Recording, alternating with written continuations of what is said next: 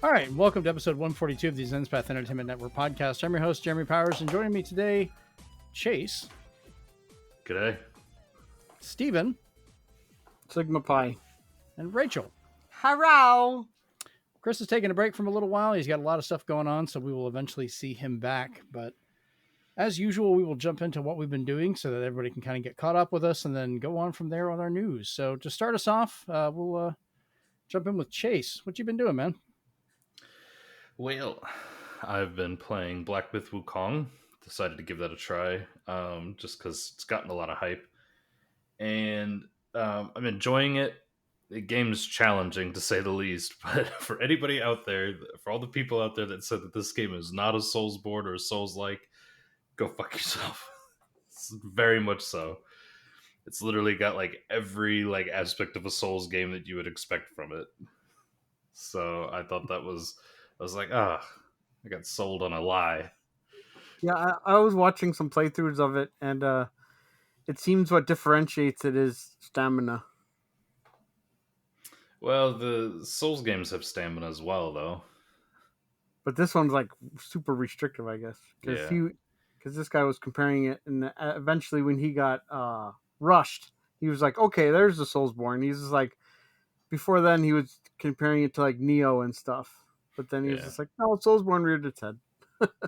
Yeah, because like all the like bosses and pretty much most of the enemies all have super armor, so it's just like, it's just one of those things where you have to constantly try to find, like, you basically have to like make your own openings to like, you know, even attack them, because otherwise like you'll be hitting them and they'll just be like, I don't care, I'm just gonna beat the crap out of you. It's just like, oh man, Beautiful game though. First fully realized Unreal Engine 5. Yeah, it is a really good looking game. But that's not the best part. Space Marine 2's out, boys. I played through the tutorial. Not for everyone. Oh man, that game is so good. Oh god, that game was great. It took every fiber of my being not to play past the tutorial. I'm just saying, I really like you guys. We're touched. Yeah, you should be.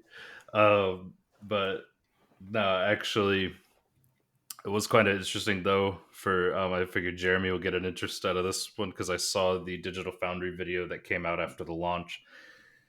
Apparently, the Xbox Series X version might actually be the superior version for this game, because there's quite a few moments in the game because of the swarm tech that the PS5 just like, we can't fucking handle this. And the frame dips are pretty hard, so if you're somebody that likes the speed like / performance mode, the Xbox Series X is the way to go. So I thought that was quite interesting. Nice. But yeah, overall it's been pretty productive for me. Nice. All right, Steven, what about you? What you been playing, or what you been doing? Non-stop productivity with the 2 games of the millennium that I'm still playing. ZZZ, which just had another update to keep me going with their gachas. And then of course Multiverses with their daily logins they have me do. To speak a little bit about Multiverses, I'm really glad they put Beetlejuice in it, but I'm kind of mad that they didn't give him his own stage. They just gave him a Smash Brothers created stage with a lot of sand, and it looks bad. I wish they gave him like his own something. They just gave him like the Titan, like sandworms stage. There is little sandworms that can attack you in certain stages because he's got his own what they call rifts, where he's messing up the worlds and stuff like that, and that's why those other people are wearing his costume. So those are pretty good.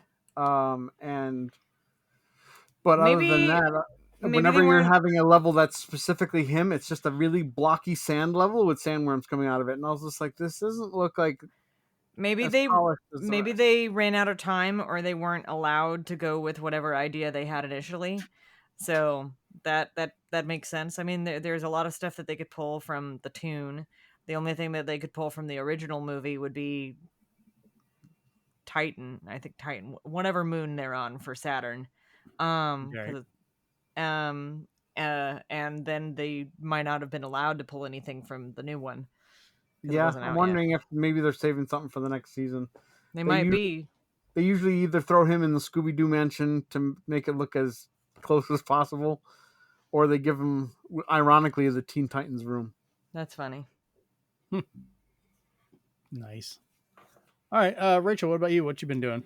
Well, I've still been playing a little bit of Raincode. I'm trying to make my way through that. I picked up a bunch of like demos, including the Cuddly Carnage game. But man, did that game absolutely drain its battery life really, really quickly when in handheld mode. I don't know exactly why, but it did. But That while game seems to be very busy, yeah. But while I was checking that out, I also downloaded another demo that I saw called Natsuman 20th Century Summer Kid. Have you guys heard of this? I downloaded it. What's it like? So it's a little bit Animal Crossing with a you catch bugs kind of thing, but you're just this little kid. You're like a 10-year-old, and your family owns a circus, and they're in this rural Japanese town, and they're operating the circus, and they're just there for the summer, and you go and you do summer things that kids would do in a rural town in the early 2000s. So catching bugs, going fishing, solving, weird little mysteries, going on little fun little adventures, like very imaginative. And it's very fun. It feels like I'm playing a Ghibli movie almost. But it's not necessarily the graphics are Ghibli like, but just the vibe it puts out is the same feelings that things like Whisper of the Heart or Only Yesterday, those movies from Ghibli, give me, where it's that kind of very childlike fun vibe. And I'm really enjoying it. You can set how the days pass, whether time passes slowly, normally, or very quickly, and that will kind of determine what your gameplay is like. But so far it's been very enjoyable, and I recommend it. It was on sale when I bought it. I don't know what it is now, but it came out I think last year, and I had no idea that this existed, and there's DLC for it too. It's great. So I wish there was a digital edition, or not a physical edition. There is one in Japan, but I don't think it has English language, like for the menus. Like the game itself is all in Japanese, but the menus and everything else is in English for the eShop version. Yeah, it's the same thing with Bakaru, because everybody like adores that demo. But so far, the only physical is in Japan, and it's not in English. Yeah. So and I tried out Bakaru too, and that one I enjoyed. I don't know if I'm gonna pick it up, but it's fun. And then of course I played Astrobot, which is very good, very enjoyable, tons of cameos, and it's just a good game. And Jeremy, you missed it earlier before the show, but it's apparently the highest rated game of 2024 right now. Nice. Yep. All right. So for me, real quick, I'll just go through. I've been still playing into Starfield, waiting for the expansion to come out later this month, and roaming around in my buggy, which has been nice. Still exploring Cult of the Lamb, which I've now sacrificed a few people. I've had to clean up a lot of poop because I'm still trying to get someone to start doing that. I keep trying to find followers and hopefully somebody will clean. Got to build up towards that one. And beyond that, spent a little bit of time last weekend, or a little bit this week as well, going out to the arcade with friends and getting back into DDR again, which at 44 years old was hilarious to watch. Videos were made and they will not be made public. Do you have a favorite song? Not really. We just kind of pick at random as we go along. Not all of them were exactly DDR. Some of them were different variations where it had like a fifth center button and then things like that. Just basically those dance type games. Like Pump It Up? Yeah. That wasn't one of them. I don't remember exactly what the name of the other one was, but it was still fun. So got into that. All right. So we'll jump into the news then this week. See what we got going on here. So the rest of us can just chill out for a little bit because Rachel's going to take this one over. Basically wanting to get her thoughts on Beetlejuice that has come out, that she has seen and watched. So, Rachel. Have you guys seen it yet? Do you plan to see it? I plan to see it. I'm seeing it later today. You're seeing it later today. Okay. So I don't know when I'm going to get to see it, but I want to. I'm going to give a spoiler-free review. It's not really a review, it's more opinion-based. Before I go into it, I don't speak for any brands, companies, IPs, anything associated with Warner Brothers or otherwise. This is just my personal opinion. I loved every single minute of that film. It was weird as hell, but it was awesome. It's peak Burton. It's definitely a return to form for him. He has said before the movie came out, he said at premieres, he said after now that the movie has come out, that this very much renewed his like faith in filmmaking. He had fun with this, and I don't think he's had fun in like making a film in like 15 years. So I had some few issues with it at first. Mainly I thought the pacing was a little weird, but then I realized, oh, it's an art film in addition to being a horror comedy. So now I understand why the pacing is like this. It's very, very, very, very, very big on practical effects. There's very, very little CGI. The only CGI that you see is enhancing the practical effects. So right. Everything for the most part is done practical. If there isn't a third film, I will cry. But I will accept a new animated series in its stead if we don't get that. And my score is an 8.5 out of 10. The only reason I gave it that is because there were some particular things that I wanted to happen in the film that I knew weren't going to happen in the film, but I still wanted them to happen in the film. And they didn't happen in the film, but I'm not going to go into what those things are because those are spoilers. What's your score for the original? What? What's your score for the original? 10 out of 10. But like, I will say a lot of the story beats very much line up with the original. There's a whole slew of references, not only to the original, both in lines, props, story beats, and then there's also references to the cartoon that I did not think that we were going to get, but they are there in terms of characterization and general vibe. Cool. Everyone's like, oh, there's even references to the musical. And I'm like, no, there's not. If you squint real hard, maybe, but no, there's not. I think this was very much Tim, and by extension, Michael, wanting to remind people who Beetlejuice is. I remember hearing a story that at the very beginning, when the musical came out, both Michael Keaton and Tim Burton were invited to come see it, and they said no. So I don't think they like it. So I think this was kind of their opportunity to be like, hey, this is what it is. So I'm like, cool. I laughed a lot. There's a particular part that I'm not going to spoil, but I was equal parts amused and horrified for an entire scene. Beetlejuice himself, he's disgusting. He has animal magnetism, and I love him so much. Go see this movie. Like, it has already made, on its opening day, it made $41.5 million, which has already recouped half of its budget on its first day, which is amazing.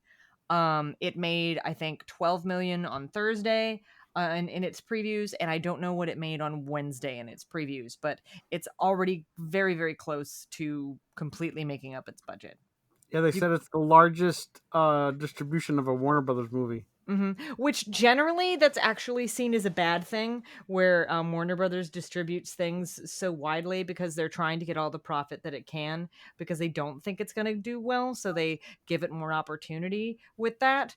That's just coming from knowing some film things, but I don't think they were doing that with that intention, because this is kind of one of those beloved IPs to many, many people, but it's absolutely wild how many people were in that theater with me on Wednesday night. Like, basically there was maybe 4 seats that were not filled, and everybody was, we were singing along to Deo. The music was also excellent. There was a song choice in there that people were like, well, this is weird, but then I'm like, guys, this is actually Tim Burton's favorite song. That's why he included it. There's a particular song in a particular scene that one of my friends, in talking about it, made the comment, man, this particular guy's estate is going to get so much money out of nowhere and they're not going to know what to do. So, but go see it. Please go see it. It was so fun. I will say I don't watch movies in the theaters as much anymore because I'll be honest, there's not a lot of stuff that has come out in the last couple of years that I have been excited about. But this was my movie, and I'm actually going to go see it again with my family tomorrow. And I've had friends actually ask me, hey, what are you doing next week? Do you have time to go see the movie with me?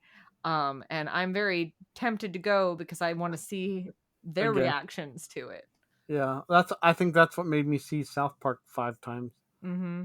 Is so many people were laughing in the theater when my friends were like, we're gonna go. I was like, I'll go with you just to watch you guys laugh. Yeah, it's but it was so fun. Like after the film, like people were outside just talking to each other. No, people like that didn't even know each other were discussing it outside. Is there any after credits? No. Okay. No. I'm not going to spoil the ending, but I will say that there's some things that were vague enough to leave them a little wiggle room and opportunity to do a third.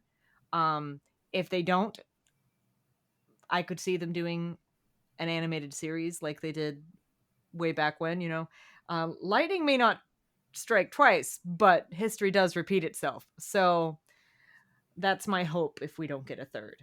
But it's very good. I'm just the only thing I'm waiting on now is for them to drop the damn soundtrack. They have not yet, and I'm shocked. So, yeah. Any other questions? Nope. Awesome. Yeah. I'm glad you enjoyed it. Oh, I did. I'm excited to see it tomorrow with my mom and my dad. Well, there you go.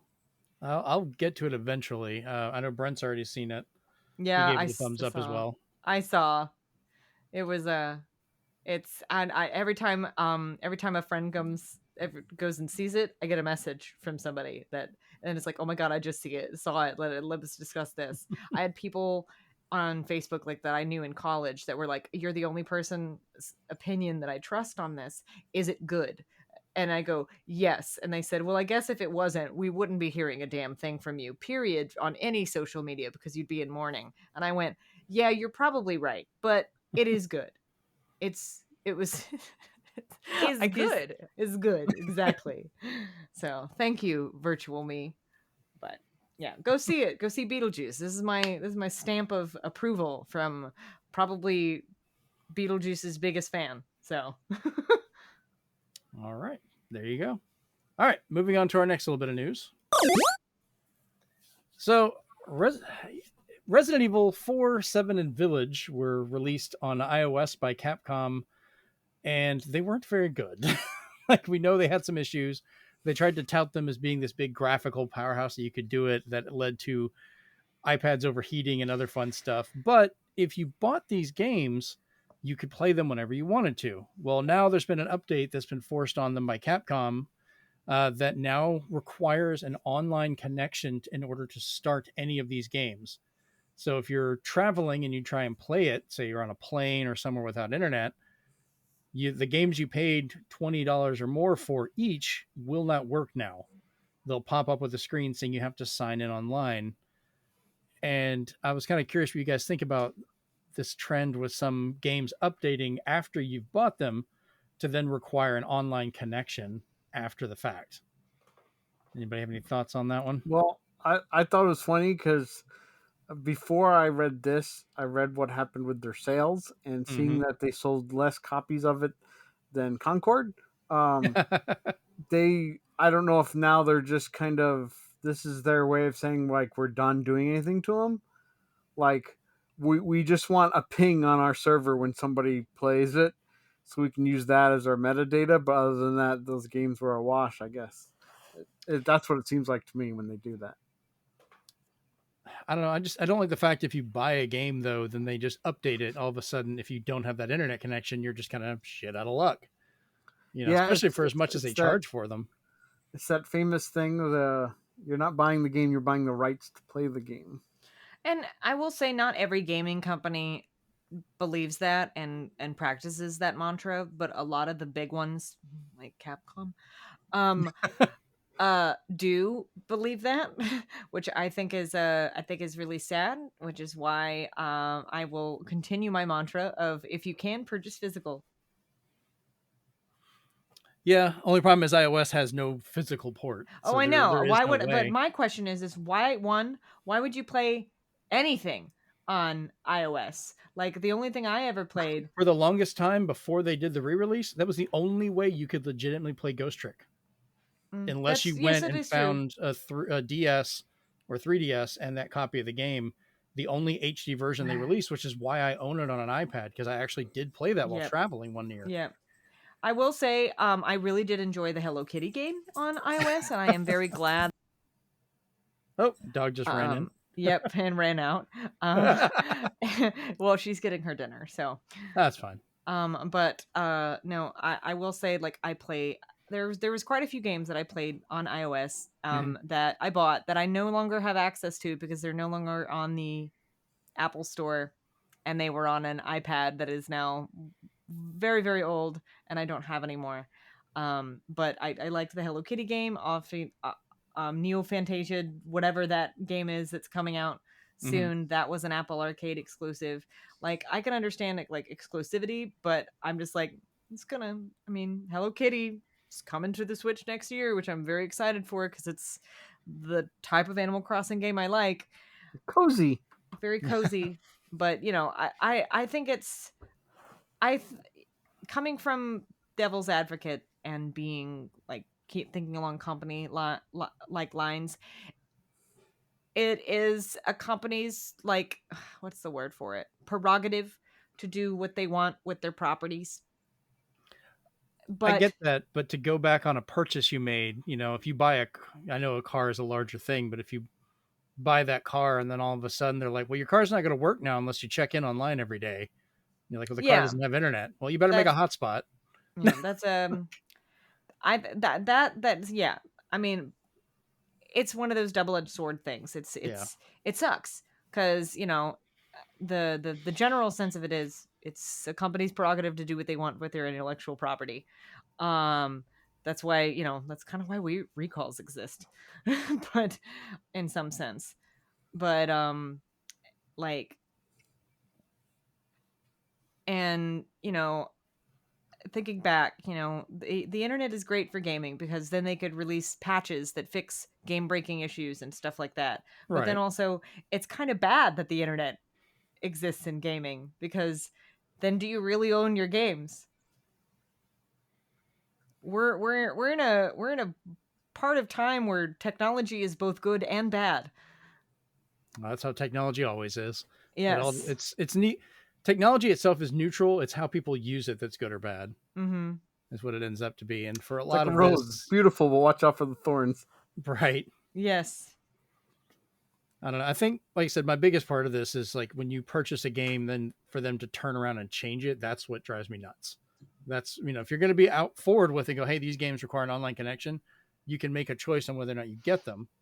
It's after the fact that I never liked. And the same thing has happened on consoles where, a game will come out, get reviewed as really nice, and then afterwards they go in and add the update and add in like microtransactions and all the other stuff that they skipped for the review. So they have a glowing review, but then they can do all the nastiness afterwards. So yeah, that's definitely the worst case scenario of updates where Rachel was trying to go with it. Evil. It's worse when they have to tell you the ending. Looking at you, Ashura's Wrath and Army of Two, 40th Day. Yes, games that are released unfinished. Yeah. But it's not even an update. It's pay us and we'll tell you what happens because we'll let you play the last stage. I was like, thanks. Yeah, Well, that the just example I reminds was. me. Oh, I'm just like that just reminds me of the last story where the ending was an ending in the game, but then the actual ending was in a mobile game released like 10 years later and only in Japan. that's That's a boy. deep cut right there. That's a No deep cut. kidding. I was going to talk about the fact, like, my reference was towards Crash Team Racing, and the amount of people I pissed off when I pointed that out was hilarious. But no, Rachel got me on a much deeper cut than that. Listen, I got some deep cuts that people don't even think about sometimes. Oh, Lord. All right, let's move on to our next one then. All right, so we talked about recently Marvel vs. Capcom Fighting Collection Arcade Classics, as well as Capcom Fighting Collection 2, both being announced. We finally got release dates for them. But now, after all of that, Capcom and Microsoft can finally announce both of those are coming to the Xbox One. They had to solve their technical discussions around the titles. So I'm guessing they got someone working on the platform that these games are based on, which makes me wonder, do you think we're going to see any other of the games that skipped Xbox because of this show up? I think like some of the Ace Attorneys and stuff like that were part of it as well. I don't know if those are exactly the same engine, but I'd be surprised if like maybe SNK talks up a storm and gets SVC Chaos, since there's City of the Wolves coming out for that type of stuff, and they even got that game Atelier Lumia coming to Xbox for the first time ever. So I was like, all right. But it's funny. It seems like the newest trend is complain about it on social media, tag Xbox, and eventually they'll take care of it. Another game, a Souls-like called Inotria, first put out that the game was delayed indefinitely because they were being ignored by Microsoft and trying to get a store page. And then lo and behold, a week later, they're like, oh, I guess the fans have spoken. Xbox has contacted us, and we'll get the game out as soon as possible now. See, yeah, they got shit for that too. Like the way to get companies to do things is to make fun of them on social, is to humiliate them. Oh well, my gosh, I've been practicing this for years, Rachel, guys. In this regards, though, the company had already said they will not even start development on an Xbox version until the PS5 and PC one releases, which it still hasn't. And they're just kind of rolling with it and saying that without actually having started. Like, we can't do it, though we haven't started yet. And it's like a lot of people kind of called them out going, well, you're doing this for publicity at that point. Like, But I mean, it does feed into the fact that the way to get any company to do things, if they're not doing things, is to humiliate them on social media or just to humiliate them in general, which is a sad fact of life. Pretty much. I mean, heck, I think we've all done it at least once, but whatever. Probably. All right, so we'll go from 2 games that were finally announced to come to Xbox to one that was announced, launched, and is already gone in less than 2 weeks for PlayStation. Oh, no. Oh, wrong side. All right, we'll just ignore that and move on. So Sony and Firewalk Studios have decided to pull Concord from stores and offer full refunds to all players on PlayStation 5 and PC. The game was released and running for about 2 weeks, and it's already gone. It ended on the 6th, so the server shut down yesterday. Oh, okay, pause for a second. Mm-hmm. Why? Because I can't. I'm trying to wrap my head around the reason why. Is it just bad? It never even got over 700 players concurrent. They've been stuck on double-digit players for a 8-year-long releases. Do you remember the absolutely horrible Gollum game that came out recently? Yeah. That has had more players consistently during this time than Concord has as a brand new PlayStation head title. But do we know why?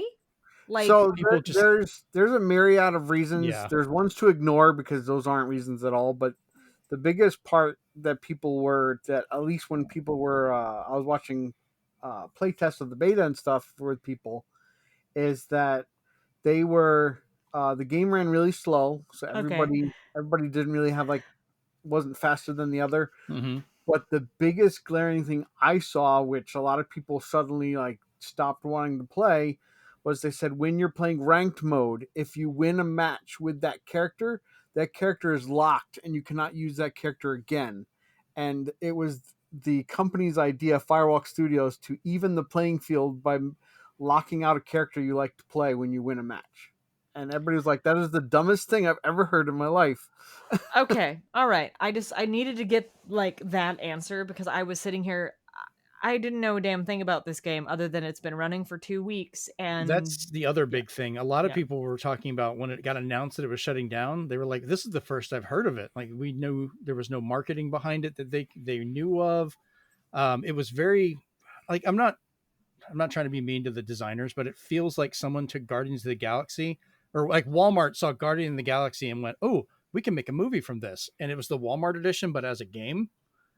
And it felt the problem with that really obnoxiously long non-gameplay trailer when they first showed it off is they gave you a reason why they were fighting, but they didn't give you a reason why you should like any of the characters. And they stated that their intent was to later on give you vignettes for each character. But I'm like, well, yeah, Overwatch does that, but Overwatch does that for new characters, and they already give you all the information for the current characters. But the fact was, you couldn't know who was, why anybody was fighting, who they were, what their story was, and then they tried to expand the roster by making alternate versions of each character by changing their colors and calling them a different name, saying, look, we expanded the roster twofold. I was like, you guys are doing everything wrong. Yeah. So when they made the announcement they were shutting it down, sales ended immediately on September 6th, with the servers, like I said, being down now. Physical copies will have to see about refunds through the place they purchased them from. So that's going to be a fun time for some people. Certain places, I think, Steven, you even mentioned, like Target automatically said, hey, Target, you have this. Sorry, here's your money back. Good on Target. They have contacted me with both my online order and my in-store purchase and said, please don't bring the game back. We don't want it. Keep it. Here's your refund. Because there's good for you, Target. And they said there's an issue with the game from the publisher, and we've removed them from our website and from shelves. And I was just like, good for you. I thought I would just have to take the hit, but no, Target reached out to me without me saying a word and said, like, you shouldn't have this game. So I was like, okay. Yeah, I'm still trying to find a copy just because I want to see if I can still record the opening for it, if it has like the opening cinematics or not. Some games will let you do that without the online connection. Some don't. So I might have you test that if you don't mind at some point, just to see if I can even bother with it. The other hard part is scalpers have dove on this game now. Like, they've been trying to pick up every copy they can for physical because they've been reselling them for ridiculous amounts of money. The controller alone right now is $350. Yeah, I've seen the game going for 2-3 times its actual cost brand new, because people are just trying to get the disc, even though they can't play it. So they're going to look and see where they're going to go from here. They're leaving it very vague, but they guarantee the game will be returning at least in some form. Maybe they're kind of looking into. I think the game's going to end up coming back as a free-to-play at some point, because you don't just have 8+ years of work going into that just to drop every bit of it in less than 2 weeks. I got a history lesson. Hold on. Oh, yep. He's got a history lesson. But the other thing I want to talk about is the Concord related episode of Amazon's video game anthology series Secret Level has been confirmed that it will still be airing. So we're still going to get a video episode from that later this year. Go ahead, Stephen. Those who not learn from history are doomed to repeat it. Babylon's Fall. Babylon's Fall. Yeah. Another big company. That's Square Enix. There's actually quite a few of those. I read an article that there was they talked about like 14 different games that have done pretty much the exact same thing. They've tried the same model and they failed. Yeah, because last year I remember Jeremy and I were lamenting that it was like the year of shutting down all these free-to-play arena games, like Wrestleverse and Rumbleverse, whatever it was called, same thing. But they were just dropping like flies. But this one, Babylon's Fall, is one of those interesting things too, because it's another one of those. The game's not working. We're pulling it offline, but then we're also pulling all the copies off of shelves. Like, they're not trying to salvage it like they did with the Avengers. They're not trying to make it better like they did with Crash Team Rumble and Chocobo GP, where they're like, microtransactions are gone. We'll leave the servers up, play the game, enjoy it. You know, they're not trying to necessarily salvage it right now. It's a game that was out for 11 days, poor Concord, that it got to the point where on the this week before it shut down, the only way to get experience quickly was to kill yourself. So if you watched anybody play on Twitch or anywhere else, everybody was just jumping to their death as fast as they could. It was probably the funniest thing you can watch people playing first-person shooters do, is how fast can you jump off the edge of the map to get your experience. Wow. Yep. As of right now, the platinum trophy for that game is one of the rarest to get of all of PlayStation's trophies. So think 0.01% of people managed to get it before the server shut down already, which is probably tied to like reviewers or people that got in early, and some players who just ground that game the moment they got it and were able to kind of pull it off with luck. And that's what a lot of people were trying to do. So I just want to say that it was the funniest and probably most unintentional turn of events that day, that not only did you have this game shut down, not only did you have the automatic just email list for anybody who tried the game, like the beta, they sent out emails the day it shut down saying, get back in the fight, play Concord.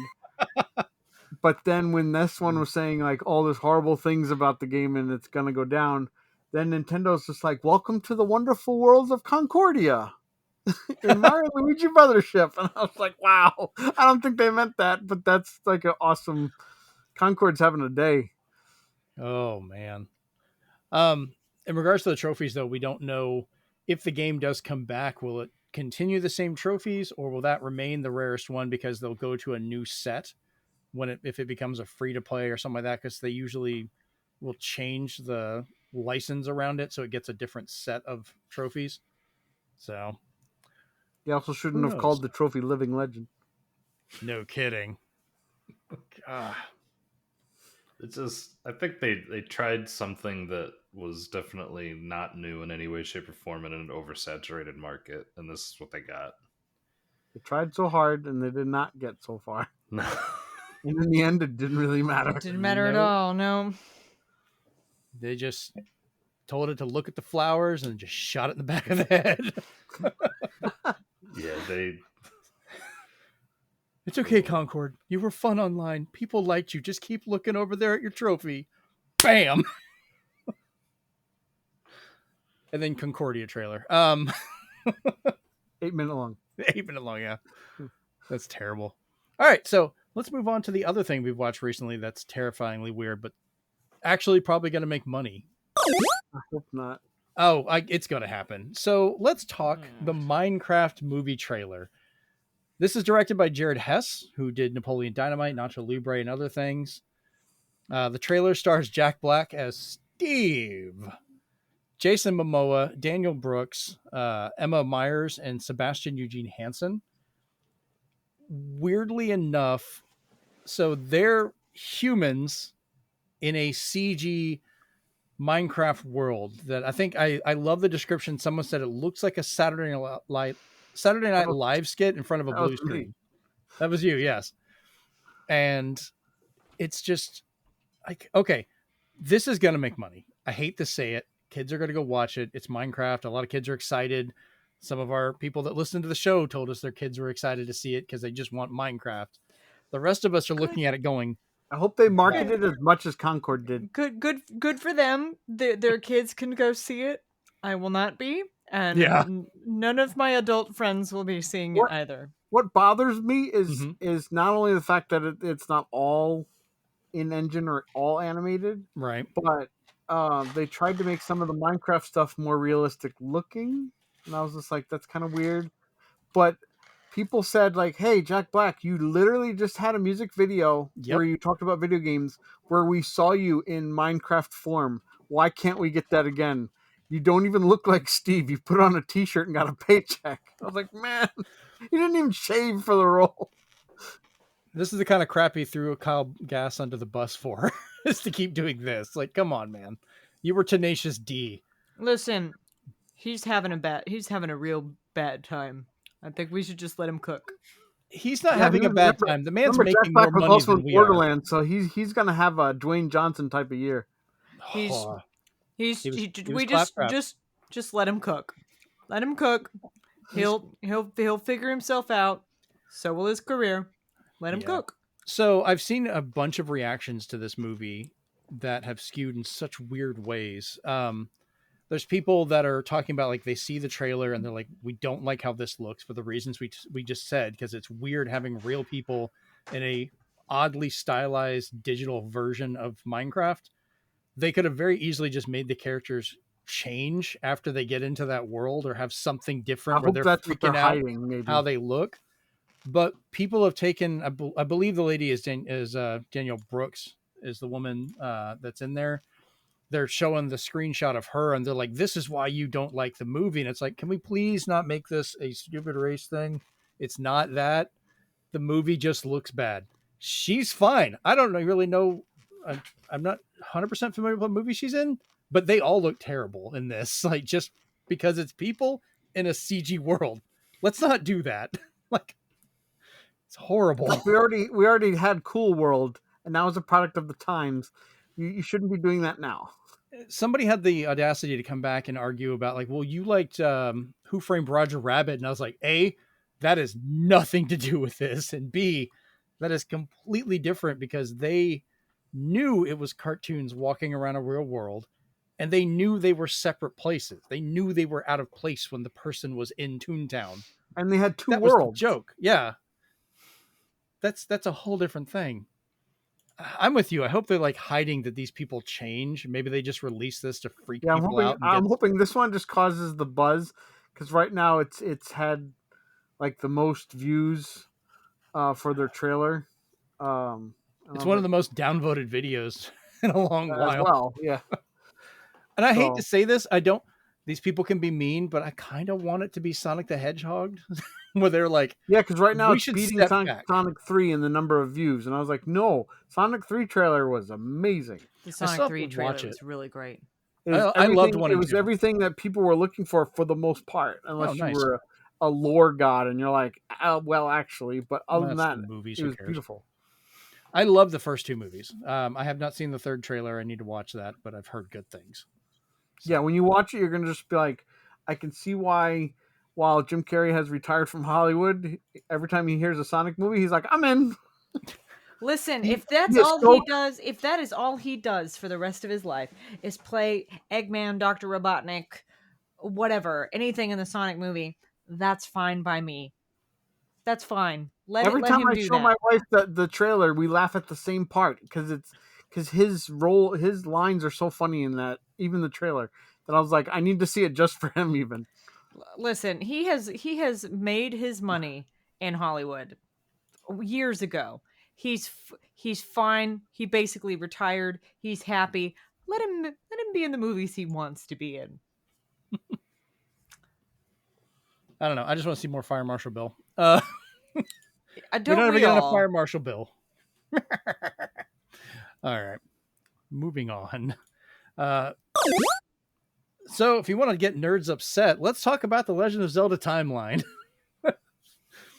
So yes. Nintendo has announced Breath of the Wild and Tears of the Kingdom, and thus probably also Hyrule Warriors Age of Calamity, will be in its own timeline, not directly connected to the branch timeline that all the other Zelda games are tied to, which was settled on back in the Hyrule Historia book, which I'm fairly sure out of the four of us, Steven and I both have a copy. I have 3. I do. I figure. Oh, okay. See? I have the green one. I have the green one. I have the one that comes in the set, and I have the gigantic collector's edition that looks like the size of a small stool. I just have the green one. Too. I got a couple of them. So we're those nerds. And I have the digital one that came with the Wii U. Yep, I still have that too. I thought that was a cool way to do that. I just have the green one. So I'm loving the reactions people have had to this because they're all upset. Like, how could Nintendo do this? They're wrong. And it's like, guys, Nintendo and Miyamoto and all these other people made Zelda. They can decide how they want their timeline to be. Just enjoy the damn games. It really doesn't bother me that much. Does it bother any of you? I really like that these two are together because since the games just seem to me to be thematically different from the commonality that we are used to with Zelda games, it deserves to be in its own area. Yeah. So, and this also gives them opportunities to continue to do spin-offs and things associated with it without affecting anything else. So that's actually a very good and strategic business move for game development on their part. So, after this next the actual Zelda game comes out in a few weeks here, like they might take some time and figure out what they're going to do next and where they're going to place it. And this also means that whatever they do next, if it's not part of this, if they do something completely new, that can be also its own timeline. They now know that they can do this and they're comfortable doing it regardless if people are ticked off about it. And I'm just like, you know what? Good for them. I look at it this way. I think Nintendo has the timelines. Nintendo does not give two shits about the timelines. They just want to make a fun game and they'll just put it wherever. Like, just put it there. It's fine. But this is helpful for fans. So yeah. Steven, go ahead. That's what they want to. This is going to come back around when we get to our big question. But this specifically, stuff like this is I'm going to mention later. Nice. Yeah, I've liked the idea of having it because you can trace things and build up the story. But when Breath of the Wild and Tears of the Kingdom came out, we kind of debated like, oh, where could this fit in? But then we just shut up and played it, and it was absolutely amazing. And like, I don't know where, like Rachel said, the new Zelda game is going to be coming out, Echoes of Wisdom, but we're going to be playing the hell out of it. I'm so excited. I bought a Switch Lite, and I hate those damn things. Nintendo. Why did you buy a Switch Lite? Because I have every other Zelda themed system, and I was like, well, I have to keep that trend going. Just like I just bought the 2 Splatoon sets for Amiibos.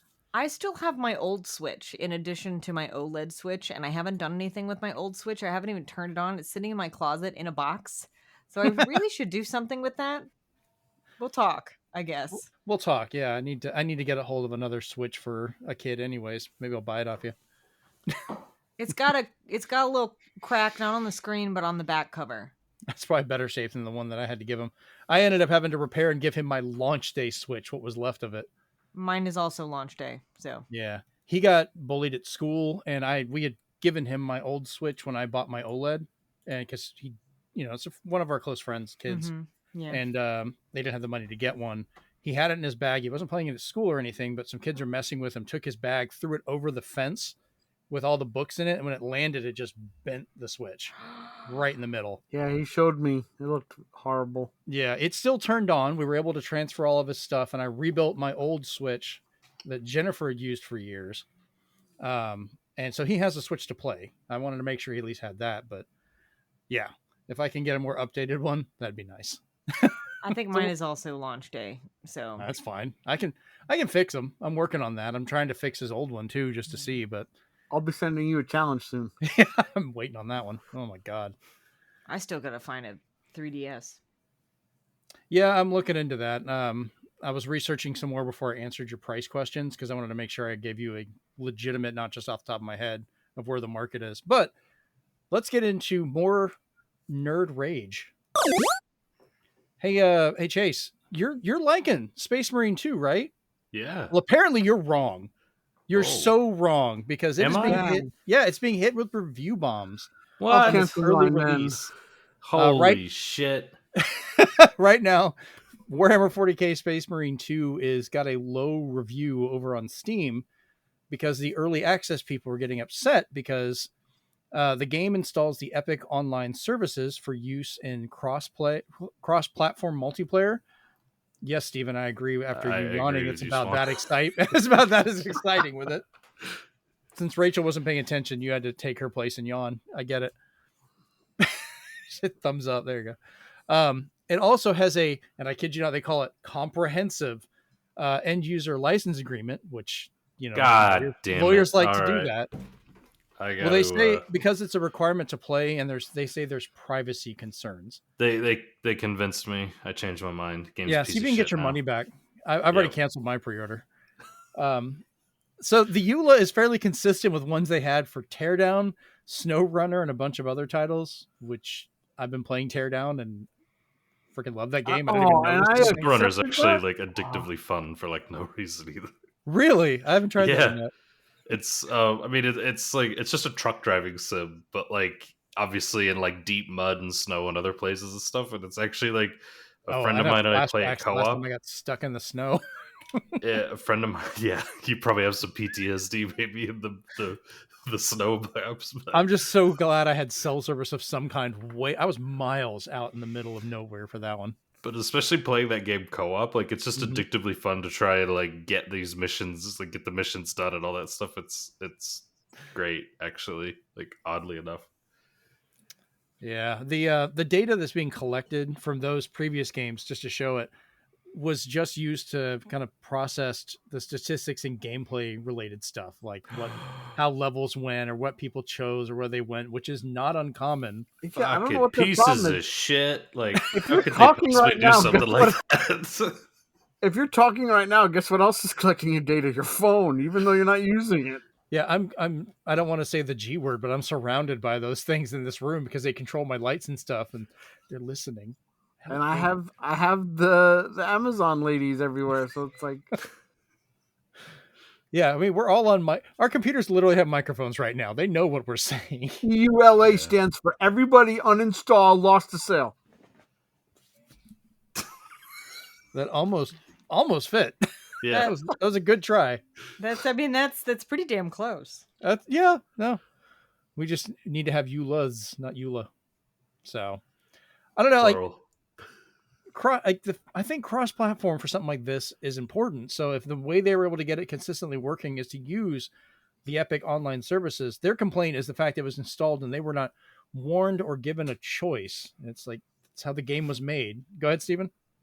So this reminds me of another game. I don't know if we covered it in a past episode. I don't think we did. It was called Once Human. And it was a very well put together first-person shooter, and people got unnecessarily butthurt over the fact that the terms and conditions said something about collecting an ID, a photo ID. And people are like, I'm not doing that. And one guy who worked in the industry had to point out on his stream, he's like, you're an idiot. He's just like, what that means is it doesn't apply to you. It applies to the countries where that is a requirement, like places like Korea, where there is an epidemic of people like dying in internet cafes. So now they're collecting IDs and they're limiting your playtime. So he's like, it's not for the entire world. Right. It's specific areas. They're It's not just US basic. Yeah, for health reasons. Yeah, for health reasons. So that's because they have no self-control. Jesus. Well, that's the problem. Exactly. These people are playing enough that they die. Like they're not taking care of themselves in that regard. So it's one thing to finally read the terms and conditions. Congratulations, everybody.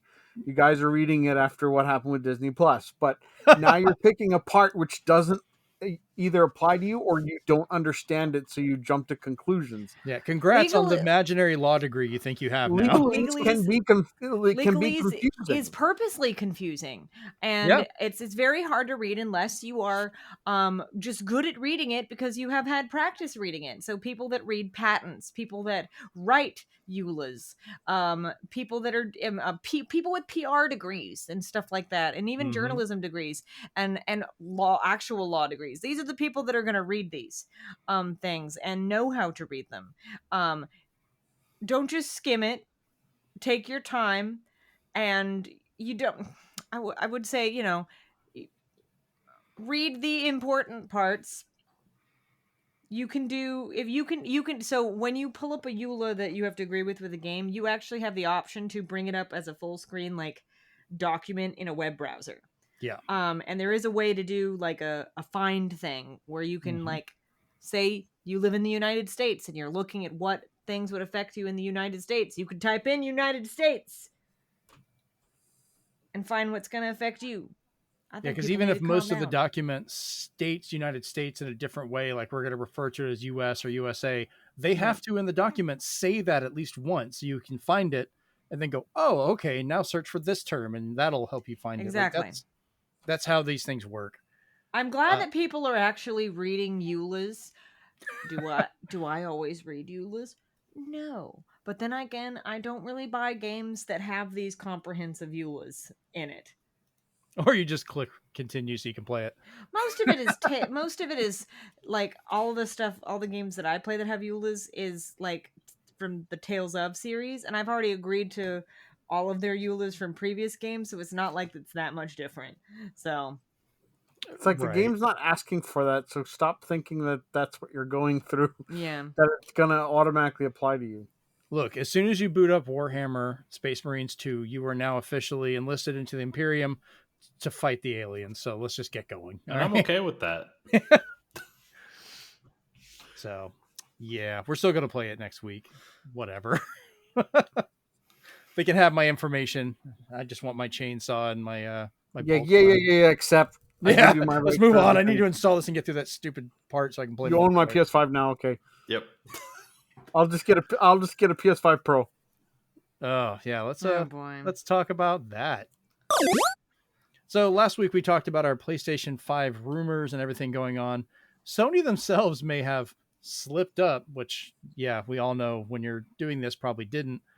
May have already kind of released the image of the PS5 Pro in their 30th anniversary PlayStation media artwork. Right dead center in between the PlayStation logo and where it says 30th anniversary, there is the gray design of a PS5 Pro, just like the one that was leaked, out of all of the background, because the background is the 4 shapes of PlayStation, the triangle, square, X, and circle, made up of all of their existing hardware, controllers, consoles, headsets, VR. Ironically enough, I only saw the PSVR 1, no PSVR 2, so even they're ignoring that. But the PS5 Slim was in there. The PS5 Pro seemed to be right dead center. Of course, PS4 Pro, things like that. PS3, both models, the original launch and the K model at the end where the top slid open. Like all of those were in there. I went through and was having fun digging out what was there. But yeah, that pretty much either someone in their art department's about to get fired and had a really good joke and put that right in the center on purpose, or Sony knew what they were doing when they released it as just kind of another marketing Easter egg, which feels like it's the case. A lot of times companies do this to gauge how people are going to feel. Yeah, I think a lot of these leaks are just that. Sony's just drip feeding stuff out to people.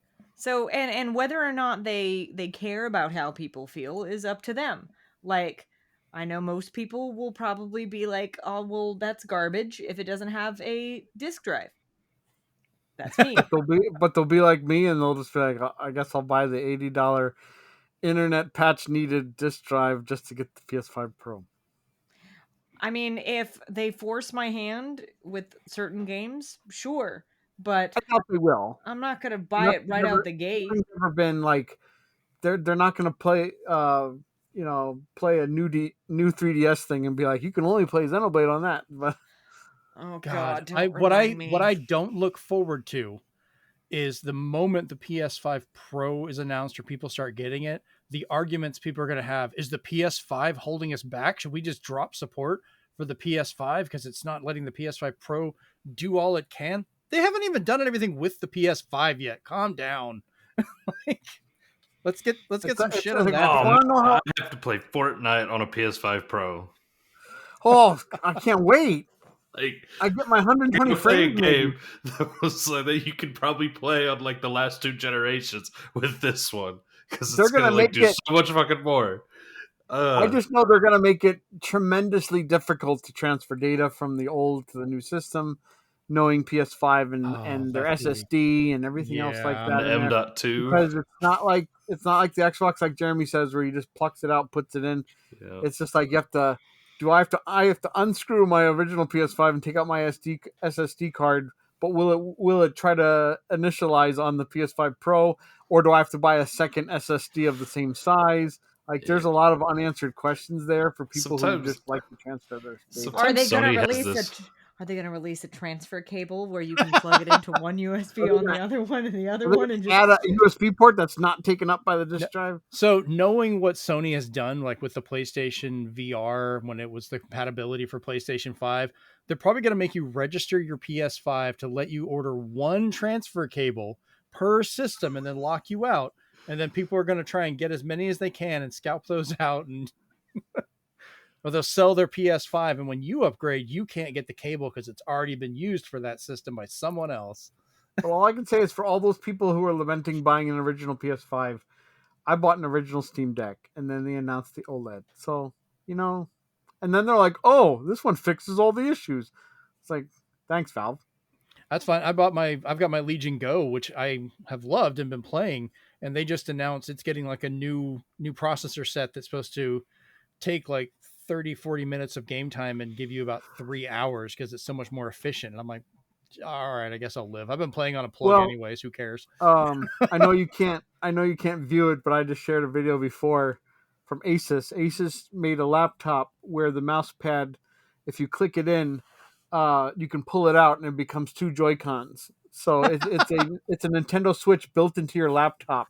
That's cool. You don't get a portable screen, but if you're on your laptop and you're like, I want to play this game, but I need a controller, you just press down the mouse pad, it pops out, speakers pop out of the side, and then you can play wirelessly. And I was like, oh man, do I want that? What in tarnation? Yeah, I put it in Discord. You should watch it. We don't want a PS5 Pro. Give us weird shit like that. Yeah, damn.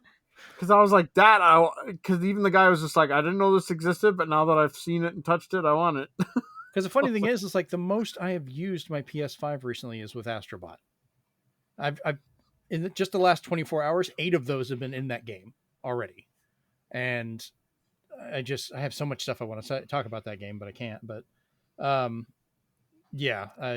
it's kind of funny. Like, give us stuff to actually play on the PS5 that is not just on everything else already. Still, give us reasons. It's only on PS5, PC, and mobile. And I don't care if it releases on PC as well. Same reason I don't care about if it releases on Xbox and PC. PC is its own thing. I don't consider it the same competition as consoles. They are completely different things because even my rooms are set up that way. The room you're seeing me record in, this is just my computer and some of my other stuff. All my consoles are in there with the couch, the comfy little spot, the mini fridge. They both can play games, but I go in there to chill out, relax, play games, and be comfortable. PC does a bunch of other stuff too. They're 2 different worlds to me. They can be cross-compatible. And I'd even try to play some games that are multi-console, but for some reason, like Multiversus on Xbox, the frame rate's horrible. It keeps disconnecting, but most of the frame rate's horrible. Weird. And there was assets in that game that were missing from the PS5 version. And I was just like, why are these mistakes? And they fixed it in PS5, but Xbox still runs like it's Ark Survival on Switch. And I'm like, what are you doing? Weird. Jeremy, when you said like different consoles in different rooms, I'm looking around my study right now and I've got my PS5, my Switch, my GameCube, my Wii U, my PS2, some people do keep them together. I just mean like I think of them as kind of 2 different markets. Like listen, if I had enough room in here for one of those like comfy, like those crazy like huge adult beanbag chairs that are like the love sack. I want chairs. the Snorlax one so bad it's unhealthy. I want one just to put in here so that way when I want to game and be comfortable, I can throw myself into that and stare straight up at the TV that is right like there that you guys cannot see. When I stream, I get in this chair, which is comfortable, but not as comfortable as a giant beanbag. I'm waiting for them to make a Kirby love sack. I want them. I just want it to not be $400 something.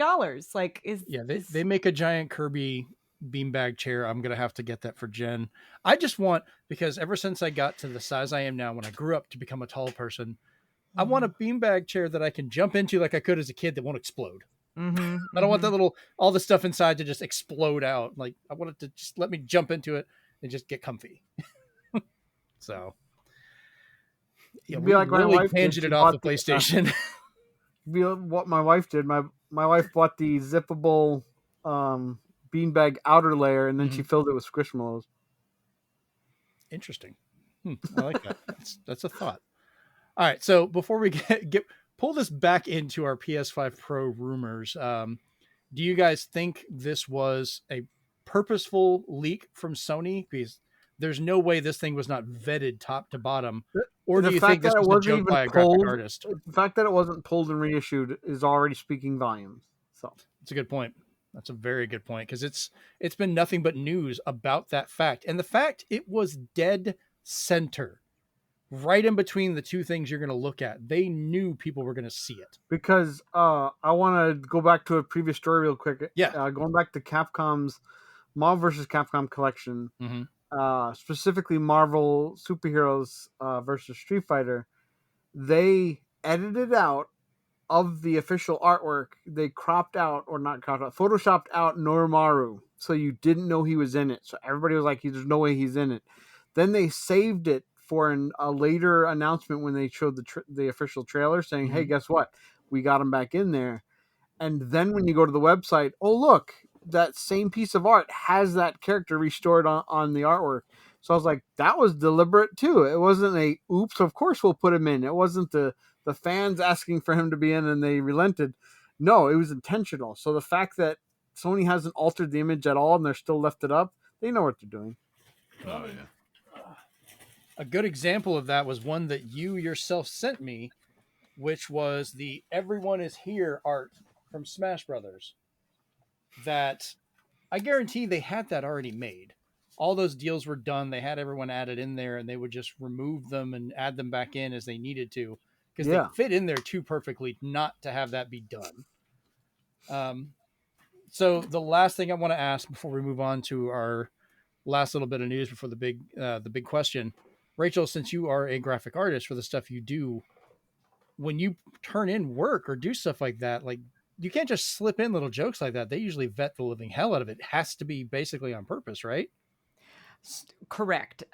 So like, yeah, we can, like, there are things that you could do that are like nods to stuff, and it all depends on the medium that you're working in and the company that you work for. Right. Like, so say for example, it's something that's only going to be there for a few months, and you want to sneak your initials into somewhere, especially if it's not IP related. Yeah, right. Sure, that's fine. But every single bit of like graphics in general in any company has to go through an approval process. If you are working with your own like intellectual property, obviously you don't have to, there might not be as many of those approvals. But if you are a different company that is working with a different IP and there's a partnership, that has to go through a process of approvals that eventually leads up to the IP holder. And if they say no, then you have to start over again, or you have to do their changes. So it all depends on what you're doing. So no, you can't just sneak things in unless it's with the IP holder's permission. Yeah, because that whole background was specifically made of all Sony hardware. They probably had a list of here's the hardware you can use, and they had to have thrown it in there because it's just such a weird one. But now, I will say it isn't unheard of for things to slip through the cracks, especially in this kind of situation where they're just dealing with their own stuff, where they're trying to get it out because they're wanting, this 30th anniversary promotional art. It needed to go out. It's for this thing. They're on a deadline. So they might not have looked in detail. A lot of these execs and people that are high up there on the food chain are really busy, and they might not go through it with a fine-tooth comb. It, like I said, it varies from company to company, but in the general sense, yes, there's an approval process that has to go through, but it's all situational. All right, so let's jump on to our last little bit of news that is Sony related as well. So this story, we've kind of gotten a lot of back and forth on, but I wanted to at least cover it because I thought it was interesting. Sony CFO, Chief Financial Officer, Hiroki Totaki, I apologize. I'm once again bad with Japanese names. Stated recently in an interview that he feels Sony needs more original IP across film, anime, and PlayStation. Totaki stated in that interview with Financial Times, quote, whether it's for games, films, or anime, the company doesn't have enough IP that it can fostered from the beginning. I know, Stephen, you'd pointed out some people were arguing that this was not about gaming.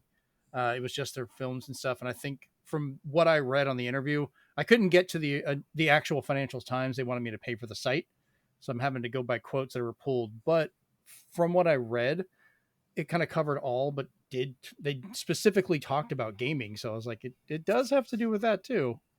Always try the website 10-foot ladder. 10-foot ladder? Okay. Because 10-foot ladder, you put the URL in, and 10-foot ladder goes around the paywall so you can read the article. Oh, damn.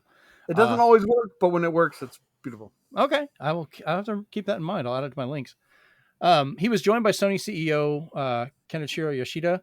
He added later in the interview that they wanted to get around this issue by prioritizing the creation of new IP. I don't know what that was. My phone just rang is what happened. You keep your ringer up? What happened to volume? Yeah, Sony's wanting to talk to you, Rachel. I guess. Stop this now. Tataki then stated Sony's popular existing IP has reached new audiences with PlayStation's PC publishing having helped a little bit. I think a lot of this is taken out of context a little bit because Sony does have a lot of IP over the years. I get that they're talking about like being known for stuff they've started from the ground up to grow, that they can do for other things. Because a lot of companies are moving to be where that IP, almost like Nintendo, is going to be used for all this different stuff. And we'll kind of get into that, I think, with the big question. So before we jump into that part of it, do you guys have anything you want to say on the Sony side of it? So go ahead. Yeah, they do have characters and they've stuff that they've created, but also they haven't, the stuff that they have created, some of the stuff they haven't touched in like decades, years. Like what is one? Isn't Sly Cooper Sony? Mm-hmm.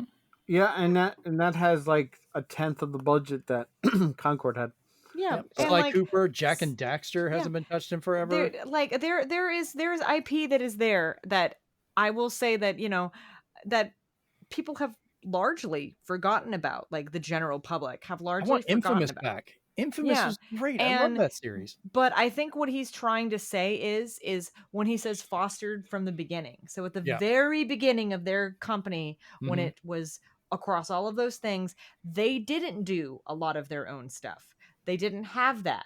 They did it over time. They signed a lot of contracts. Yes, they signed a lot of contracts. Where what they should have been doing in tandem with that is developing their own intellectual property to basically pad themselves for the future. Do they have these IPs? Yes, but they don't know what to do with them. They have no idea what to do with them. Here, a good example, like there are companies that might have characters that they don't know what to do with at the time. All it takes is one person joining Sony that has a great idea, but also knows how to pitch this idea to the important people to get something like Jack and Daxter back, or Infamous back, or Sly Cooper back. All it takes is one good person, but it might not be popular. I will say platformers are back, so maybe Jack and Daxter might be a thing that comes back, but all it takes is one good person. But I do think he has a point. The CFO does. He does have a good point, but I don't know that they need to prioritize the creation of new IP as in like ignore their existing stuff. But I think there needs to be a good balance between, okay, what are some IPs that we haven't touched in a long time that currently are part of like a popular genre at the time right now, and let's see what we can do with that while generating new stuff, because that way they're not spending gobs of money generating gobs of new IP. Right. Steven, go ahead. I want to say, like, if you wanted to kind of take a look right away at PlayStation's growth or fostered IPs, the easiest example, unfortunately for them, is the PlayStation Classic Mini. Because you look at that and you're just like, well, okay, how many games are yours, Sony? Like, and how many games did you sign the contracts to get them on the Mini? Because you're obviously missing titles that you had SCEA on. So you had the Sony brand right on the games.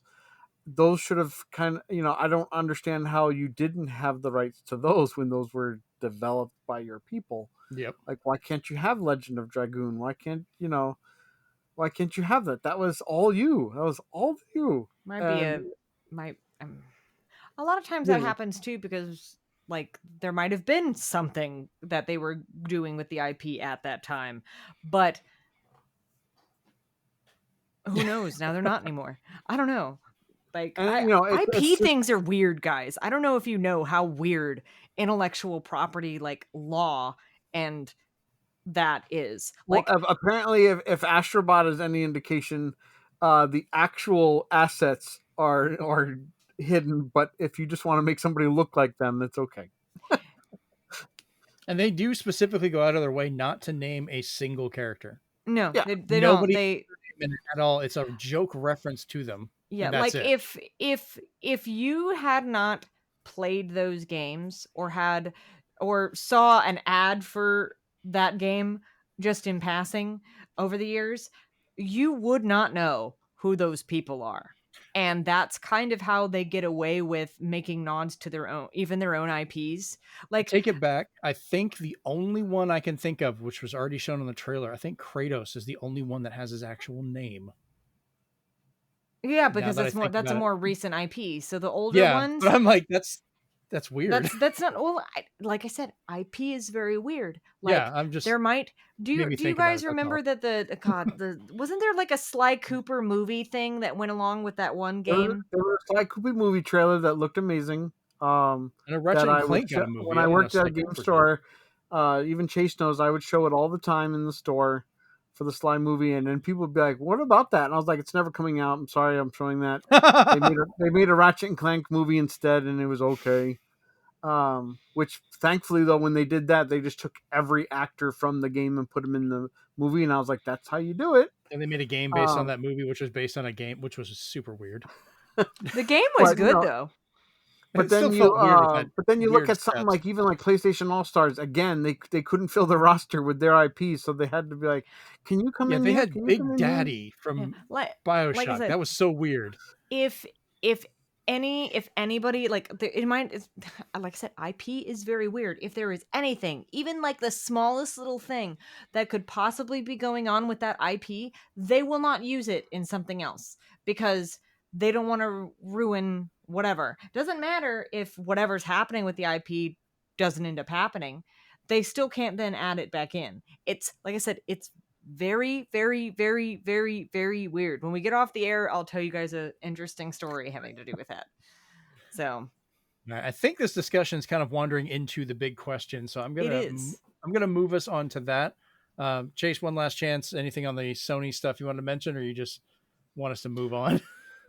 I think the problem for them is they probably feel that they don't have any real original IPs that work with the business model that they are doing now, which is they want to.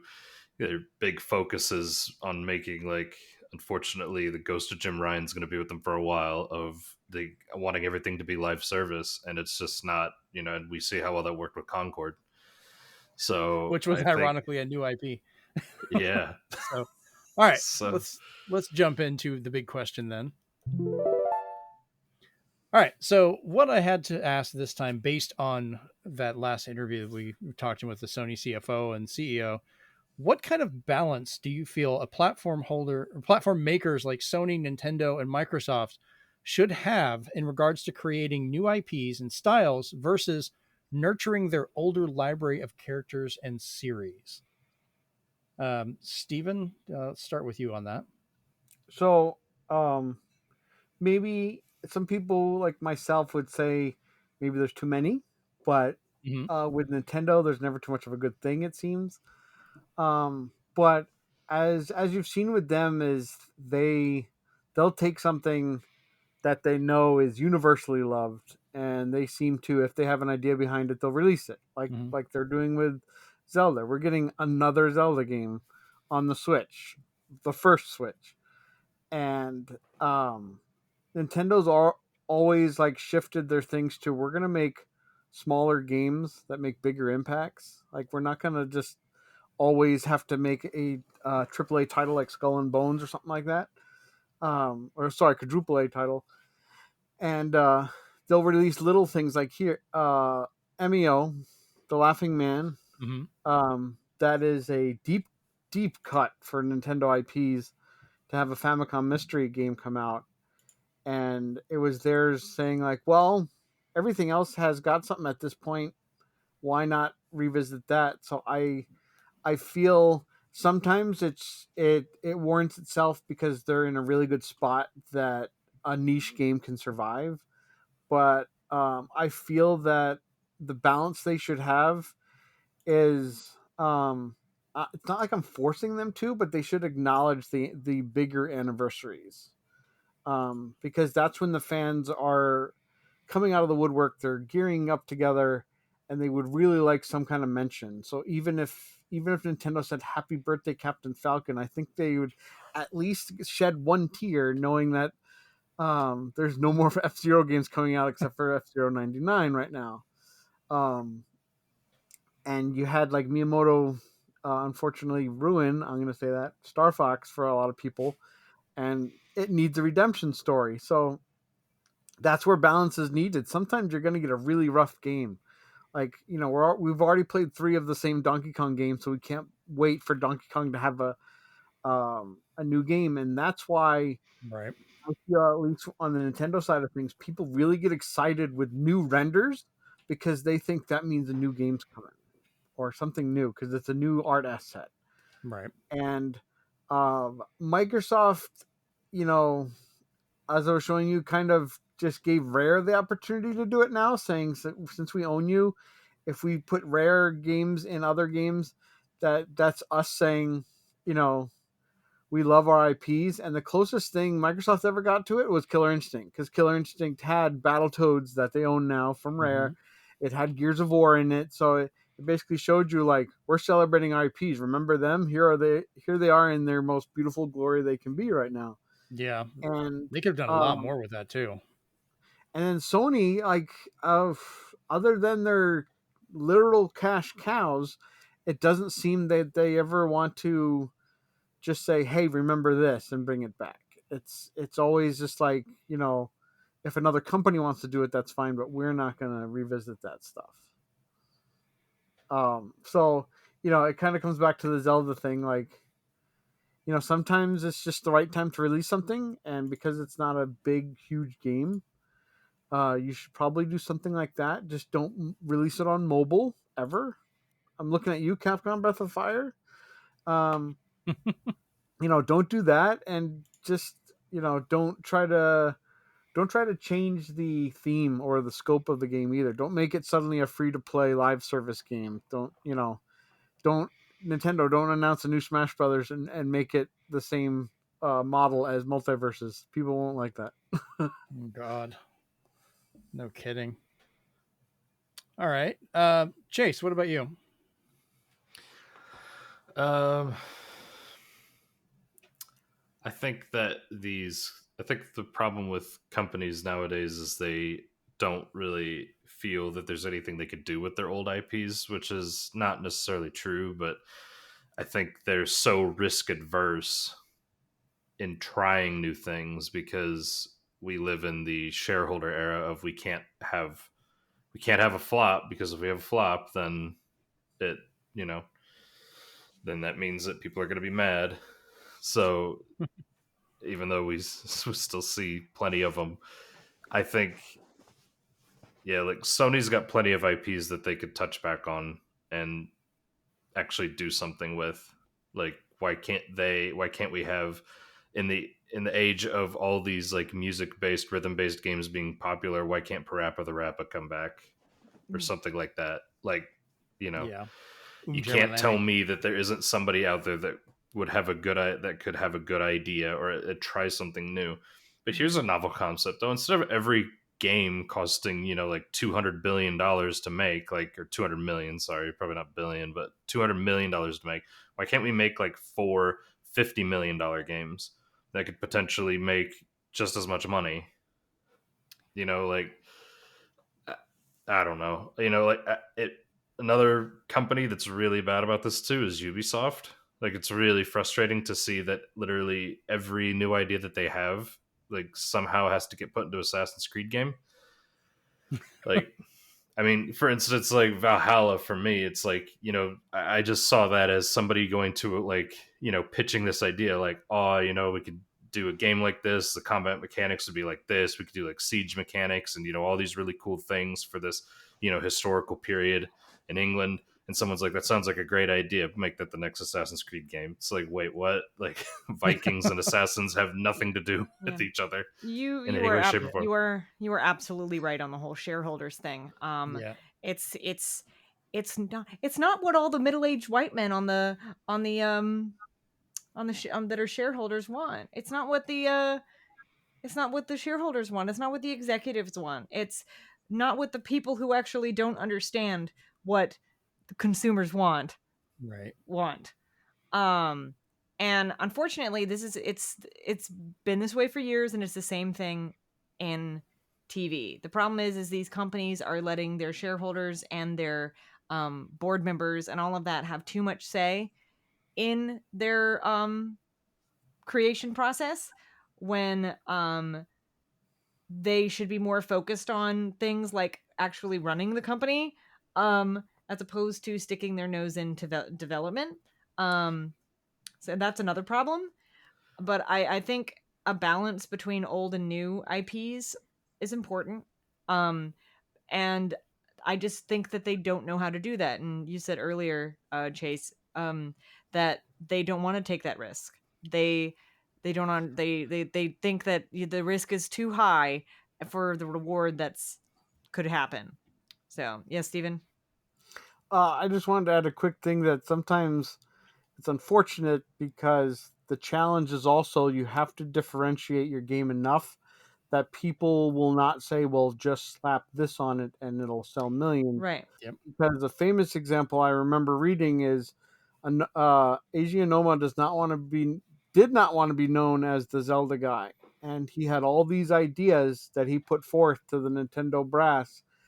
And Miyamoto, the creative fellow, said, why not just put it in a Zelda game? He's like, but should I? Do I have to? And he's just like, it'll sell and it'll be successful if you put Zelda behind it, which is also probably why these two are in their separate timelines, those two games, is because they took all of his ideas and they slapped Zelda on it. Did it work out for him? Yes, but it was scary because a lot of games, when they try to become a new IP, people are like, hey, you remember that game? It's just that, but not, but just missing Samus or something like that. Yeah, I would love another Jack and Daxter game. I would buy that day one. I would cry if they ever did that. Will they ever do that? Probably not. Not unless they made somebody else do it or got somebody else to do it. But I think they, it's very I'm trying to think of a good example. I'm glad that Ratchet and Clank is still, for the most part, still around, which that's Insomniac, so that's completely different.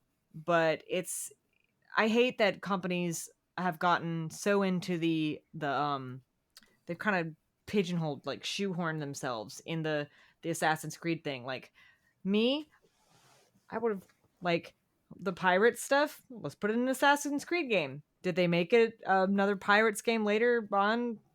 Kind of, not really them, but somebody. We're gonna say no. Yeah.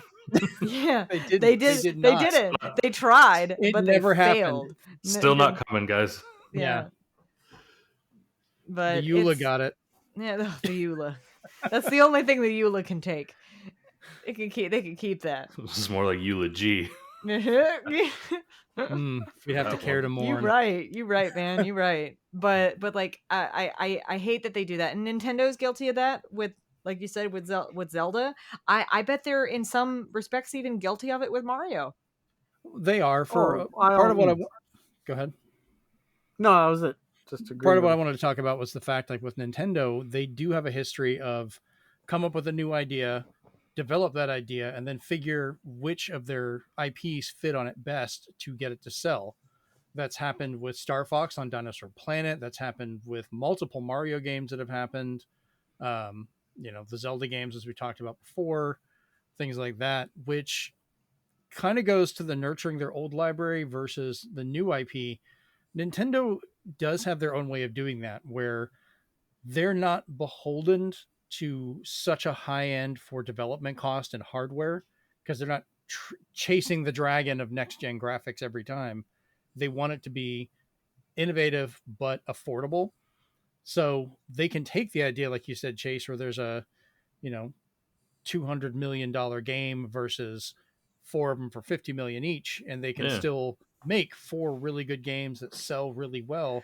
They're just not graphical showcases like the other one is.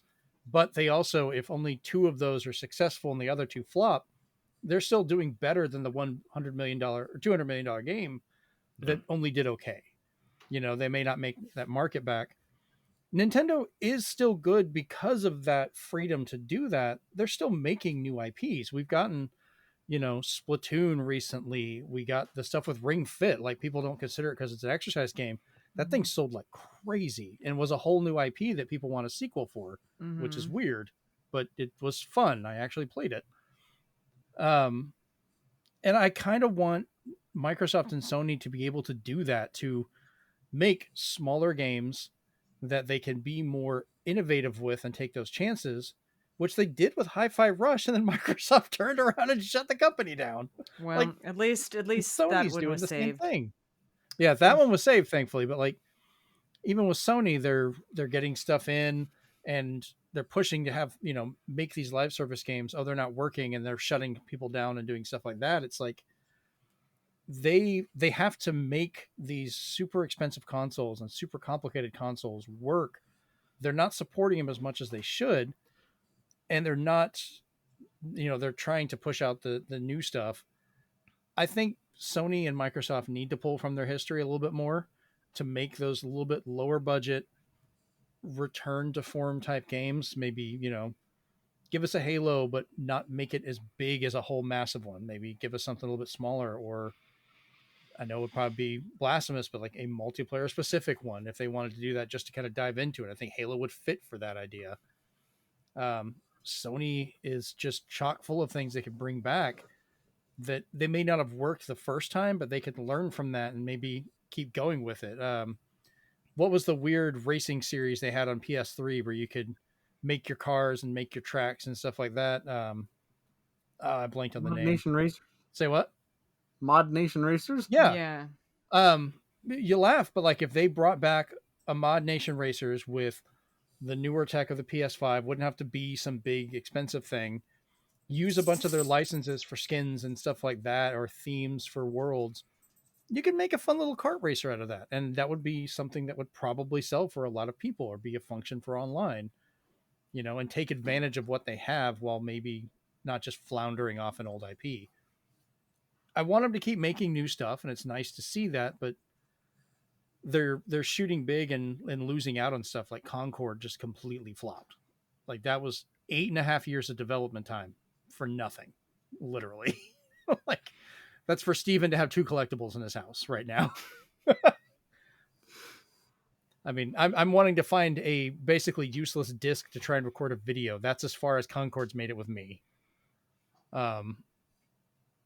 So yeah, I kind of wish Sony and Microsoft would take a more Nintendo view of that. Calm down on the hardware some. Quit trying to compete with PCs and stuff. And I get so tired of hearing that, like, oh, PC will always be better.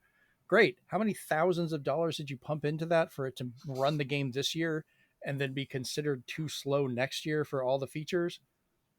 Just make a console, make it last for its time. That way developers know what they're working with, and, go from there. Make new things. So, Rachel, I didn't pick you earlier. You kind of went off, and I didn't know if you already said your piece. But if you want to continue saying yours, feel free. No, I mean, I just like you guys basically said everything that I was thinking. It's just that they need to figure out the balance themselves. So, Yeah. I don't know whether or not some smart young individual that joins each of these companies will eventually be brave enough to sit down with the powers that be and go, "Hi, these older like characters that you have just been sitting there on a shelf collecting dust. You should probably do something with that, because they're not going to cost you as much to do something with as creating something new. And you don't always need to create something new. I mean, hell, the success of Beetlejuice is testament to that. Yeah, Hear that? All right, Nintendo, release Geist 2. Yeah, let's go. I always keep forgetting Geist Microsoft, was a I want Nintendo. Kung Fu Chaos 2. Well, there you go. Released. They should do a collection. Each of these companies that is a collection that says the Deepest Cut collection. And the EULA will collect data on each game you play, so we'll know which one to resurrect. Hey, that's my kind of EULA. So that way, some of our favorite characters, we don't have to perform a eulogy. That's a Yahoola. Yeah. I think the last thing I want to add is I kind of wish the companies would not, like, we wanted to make new stuff, but when they do have a success, they kind of have a tendency to latch onto it and try and put everything around it. Yeah, too much. Less is more, guys. Nintendo learned that lesson with a few times with, back of the old Mario movie way back in the day and stuff like that, where they were more constrained on what they do. And they're opening it up now where they're doing the parks and the toys and the games and all that stuff and the movies. Sony hit it off with The Last of Us, and then everything they kept re-releasing the same game multiple times over different generations. I think between two games, they've had 4 or 5 releases now, which is kind of ridiculous. The multiplayer. Yeah, they canceled the multiplayer twice. The multiplayer only, and then the ports of multiplayer lost theirs. And the only reason why they did that was because some Bungie rep came in and said, you don't have a 10-year billion-dollar game. Like, how's this game going to last you 10 years and make $1 billion? I bet, that was a funny conversation after Bungie then screwed up. But like with Sony, they tied to The Last of Us. Everything was that was like their big main thing. And I get it. Like the TV show, thankfully, was successful. They did do good on that. But then you've got stuff like Microsoft tied in with Halo, which the show was definitely different for different choices. Master Cheeks. There you go. And it's like they don't quite know what to do with their own stuff. They do kind of need to, I think, look at Nintendo more for how they're handling things and maybe take a page from that. At least we know 2K knows how to handle Borderlands. At least. I mean, God, we got a better D&D movie, at least, thankfully. That movie was good. That was really good. Yeah, at least tabletop gaming's got a good movie life right now until we get, Hungry Hippos, the movie or whatever. I still don't believe they made Battleship. That still shocks me. I know. I hate that. Go ahead, Chase. So one real quick thing I want to say is for people is take solace in the fact that, not to celebrate people dying by any chance, but but take solace in the fact that more and more of shareholders and things like that are starting to become our age. Thank God. And as we're not all time that goes on, either, sadly. Well, yeah, but we understand it a lot. We understand at least the industry probably a lot better than There's some people our age that grew up on like iPads and stuff like that want everything just on mobile phones and just with ads. And don't forget that there was that one guy who paid his way to finally get into a Nintendo shareholder meeting just to say, I want Splatoon DLC and more skin color options. You know what? Good for him. Good for him. Good for him. That's what we need more of, damn it. That's what we need more of. You're like, who are you? And he's like, I paid for my way in here. Hey, that's a legit request, though. Yeah. Go for it. We need more younger people like that. We do, honestly. But the other part that I was going to say is there's a lot of companies that are starting up, and obviously like a really good example of this is Larian, where there's a lot of companies that are coming in. They're seeing that how a lot of these major developers are caught in this unsustainable loop. They're private. They're staying private. Mm-hmm. And Larian's a perfect example of that, making one of the best like games in a long time for a lot of RPG fans in Baldur's Gate 3. And, so I think we're going to start to see, I think what's going to end up happening is it's going to be the smaller studios and the indies that are going to like help save us from a lot of that stuff. Mm-hmm. Yeah. That's what I'm saying. Sony and Microsoft need to kind of pull back from their tech race for everything. And just maybe if they make a new PlayStation, have a variant on the tech they have now, give them an extra generation for developers to finally learn it, because their technology has become so complicated. It takes so long to make a good game for it. They're basically maybe getting a game a generation. And it's expensive. Yeah. And then if that doesn't make it, you're screwed. Meanwhile, we're on what? The 4th mainline actual Zelda game being made, not counting some of the remakes and other stuff on just the Switch. We've gotten 2 Splatoons. We're still waiting on another Mario. I'm sure that'll be here. We kind of got a partial Mario in one of the remakes.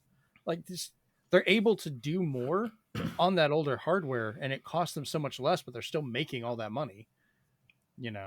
So I don't know. Yeah, I think Sony and Microsoft are. I think they think that this is what people want, but then all they're doing is outsmarting themselves. Is the reality of it? Like they're just playing themselves, because like I don't know. I feel like and I think if you ask most normal people, we've hit this diminishing returns in this arms race between those two. Yeah, Sony and Microsoft are on the drag strip, going as fast as possible on a road with only an ending. Nintendo's going slower on a highway, but they're actually going somewhere. So yeah, we'll see. All right. Well, I think we can wrap that up then and move on to it. So I'm just going to start doing the noise at the end so I know where to edit. I have to keep listening and find it. That was for me. All right. So we will move into our outro here. If you would like to talk to us at some point, find us on our Discord, which is bit.ly/Zenspath Discord. That's where all of us can be talked to, goof around. You can see Rachel have everything Beetlejuice sent to her by everyone that every time we find something at Sam's or Walmart or a toy store or wherever, we're just like, Rachel, see this, look, it's a cup. And joke about it there, talk about what we're playing, get together and play multiplayer games and chat. That's where we normally are all accrued together. If you want to find us on the hellscape that is Twitter, unless you're in Brazil, sorry about that, guys. You can find us at Zenspath Podcast. And then you can find myself at Zenspath COM over on Threads, where I post a lot more stuff now. That's pretty much become my main thing. I've kind of given up on Twitter. It's become terrible. I'm glad you're on Threads with me. Yeah, I have gotten more interactions on Threads with. I only have like 140 people on there right now, but I constantly get conversations. I also piss off the Call of Duty bros. If you're here from that, That's fun. Fuck y'all. I had over 5,000 views, by the way, on my Call of Duty thing. That was hilarious. If you're listening to the audio version of this and you'd like to see the video version, so you can see our lovely faces, you can go over to youtube.com/ZenspathCom, where we have all of our podcast episodes, our extra quarters, as well as any other videos that I happen to produce. If you're watching this and you'd like to have us on the go for audio, look for the Zenspath Entertainment Network Podcast wherever you find your podcast and whatever your podcast app of choice is. We usually come up on everything from Apple Podcasts, Google, Spotify, what have you. And if you'd like to reach us individually, all of our information is down below the video or in the notes for the audio episode of where you can find us. Easiest place is going to be Discord. All right. I've been your host, Jeremy Powers. I've been joined by Chase, Steven, and Rachel, and we're out. Peace. Hey, Sony, Resurrect Team Buddies. I played a lot of Astrobot, but I couldn't spoil it. Don't you dare put that evil on me, Swan.